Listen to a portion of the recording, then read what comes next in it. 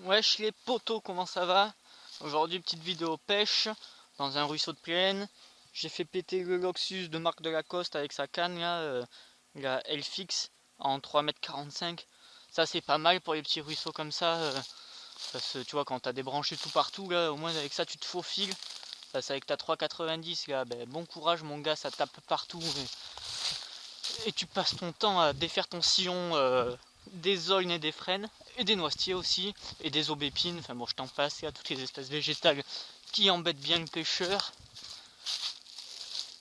Donc là j'ai pris ce petit matos, c'est assez sympa et franchement c'est de la bonne qualité pour le prix, c'est correct, hein, c'est pas cher mais c'est pas excessif, ça dépend, ça dépend du budget de chacun, mais si tu vas à la pêche souvent c'est pas excessif. Là ça m'a pas l'air terrible mais bon je vais quand même y foutre un petit coup.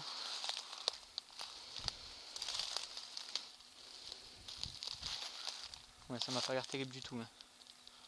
C'est normal que c'est pas terrible du tout.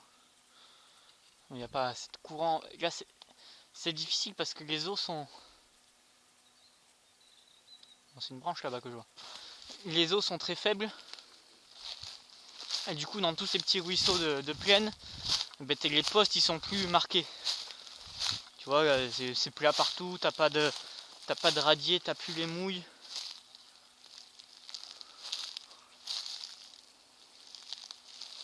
Bon, là-bas, t'as un petit coin sympa, mais bon, arriver par l'avant comme ça, là, la truite, faut qu'elle soit suicidaire, mon gars. Mais bon, on sait jamais, des fois qu'elle est avec dos tourné.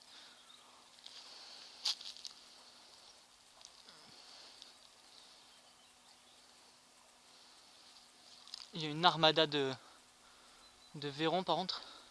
J'arrive pas à jeter comme je veux. Ouais, bon, laisse tomber, il y a une armada de verrons. Ça aussi, c'est pénible les verrons quand t'as envie de pêcher là et qu'il y a 50 000 verrons qui viennent t'assailler, mon gars.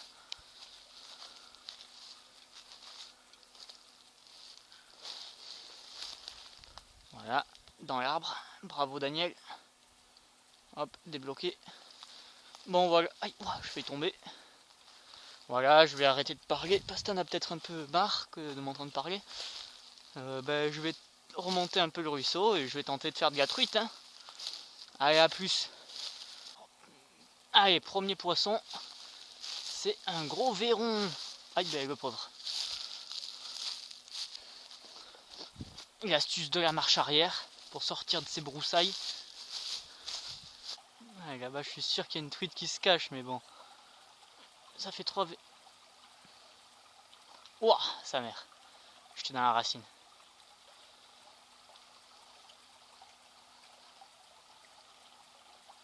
Bon, voilà les gars, j'ai attrapé plein de pesquites là. Enfin non, j'en ai attrapé 4 énormes. Et vu qu'ils tombaient sur la plage, tu vois, moi je pêchais d'en haut. Et vu qu'ils tombaient sur la plage, je les ai laissés tomber pour paniquer le coin.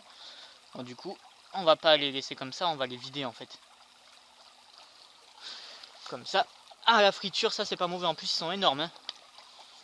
Donc ce que tu fais, c'est que tu l'attrapes comme ça, ton poisson. Tu le saisis bien, t'appuies. Ah, ils sont énormes parce qu'ils sont en période de repos en fait. T'appuies. Bon. Et normalement, t'as l'estomac qui sort au bon moment. Tu continues d'appuyer. Oh, ah. Voilà. Et là, c'est tout ça là qu'il faut sortir. Ça, c'est pas bon.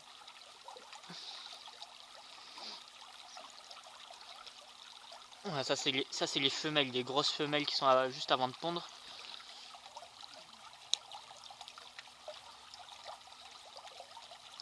Voilà comment vider les pesquites. Punaise, d'habitude, ça commence pas aussitôt. Hein. C'est le réchauffement climatique. Normalement, ça commence pas avant avril. Hein. Il a failli s'échapper, lui.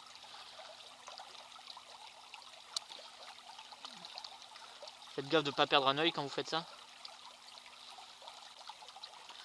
Bon, voilà, c'était comment vider un pesquite. Enfin, un verron. Ouais, quand je dis pesquite, ça veut dire verron. C'est comme ça qu'on l'appelle chez nous. Voilà, comment vider les pesquites. Ça, en friture, c'est excellent.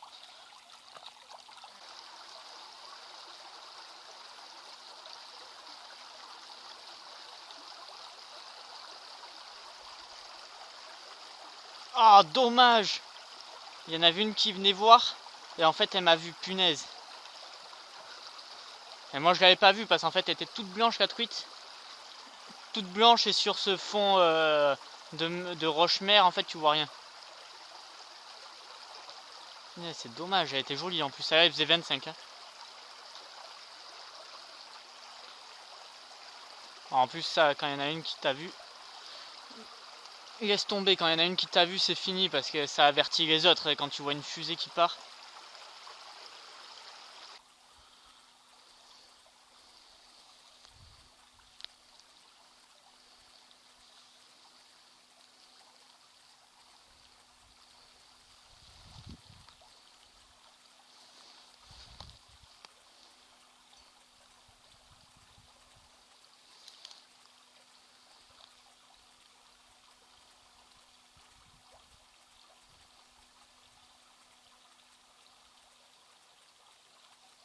Merde! Je chantais un truc au bout mais... Est-ce que vous l'avez vu? Elle a arraché un bout de ma teigne. Ça...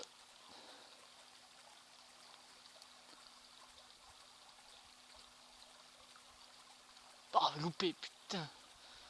Bon là, par contre, je l'ai piqué donc.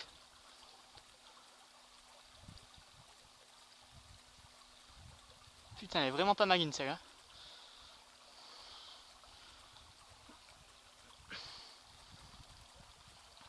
Bon, par contre, moi je suis bloqué derrière un barbelé là. Ah, putain, je l'ai en jambe. Aïe, aïe, aïe, oh!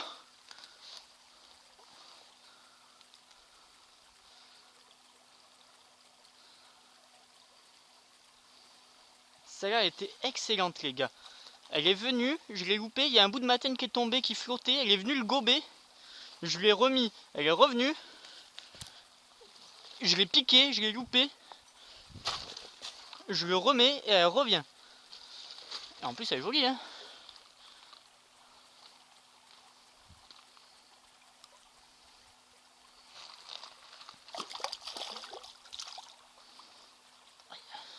Donc comment perdre un poisson.com.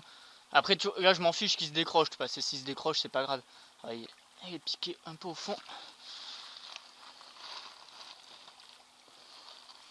Regardez-moi ce poisson. Il va me falloir mon ciseau pour la décrocher.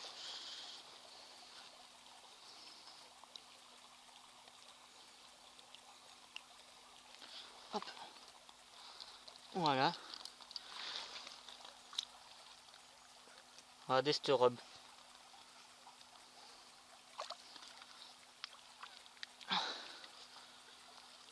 Hop. Vous avez vu sa cachette là-bas. Enfin peut-être que vous l'avez pas vu. Sous le caillou là-bas. Celle-là je pensais pas qu'elle allait revenir parce que je l'avais bien piqué. Bon surtout faites gaffe de pas oublier votre ciseau quand vous faites ce genre de truc. Parce qu'une fois sur deux tu laisses ton ciseau sur place. Avec l'émotion. Elle est excellente, je suis sûr qu'on va le voir à la caméra. Je la loupe, il y a un bout de teigne qui tombe sur le dessus de l'eau. Et hop, elle vient le gober. Et là, moi j'étais en arrêt cardiaque. Enfin non, pas en arrêt cardiaque parce que voilà, j'ai l'habitude d'attraper des trucs comme ça. Mais bon, j'étais là en train de me dire, mais non, elle se fout de ma gueule. Je remets, je la loupe. Et là, je me suis dit, bon, c'est râpé pour moi, je vais pas pouvoir vous l'attraper les gars. Et au final, elle revient.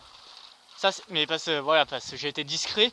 C'est la discrétion qui fait tout le temps qu'elle n'a pas capté qu'il y avait un homme ou comme ça autour. Enfin bon, t'as vu, c'est mort. Hein. Mais tu vois, là, elle était en confiance. Ça doit pas être trop pêché ici. Donc des fois même, parce que ça c'était une vraie sauvage, hein, de souche. Hein. Pas une fario lâchée. Ça c'était une vraie sauvage. Hein. Vous avez vu, tu peux les attraper quand même. Après les avoir loupés. Mais en plus, je l'avais vu en fait avant de lancer. Avant le premier lancer, je l'avais vu. Mais je pensais pas qu'elle allait venir. Parce que généralement, quand elles sont sur le sable comme ça, en train de se promener, c'est pas l'idéal parce que c'est là où elles sont les plus méfiantes.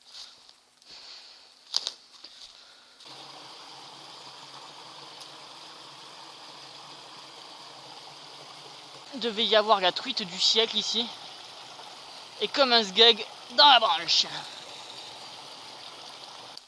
Il y a une mamie, mais pour y accéder là mon gars, c'est Bagdad. Hein. Mais je l'ai vu, cette truite de malade. Enfin de malade. Elle doit faire 25 au moins.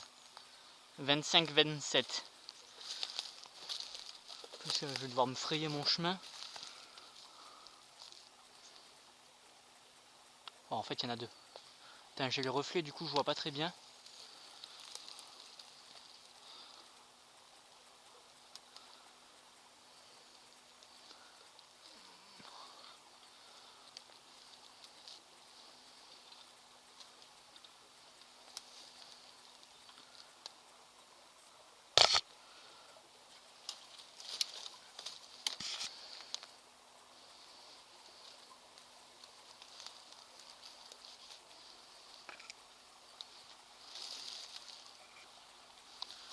Là aussi, si j'en attrape une, ça va être drôle. Surtout si j'attrape celle-là.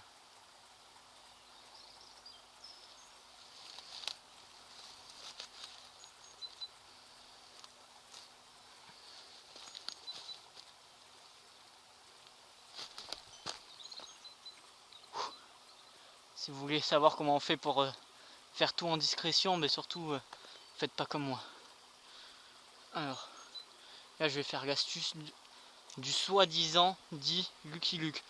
Je vais tirer ma ligne à la vitesse de l'espace pour pas qu'elle se plante dans la gaine devant. Ça a marché.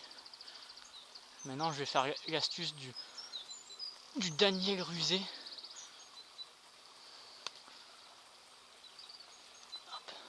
C'est bon. C'est dans l'eau.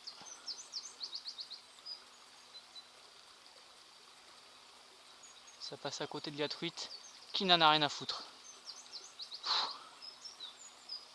Encore mieux que ça, elle est partie se cacher. Putain, tout ça pour ça.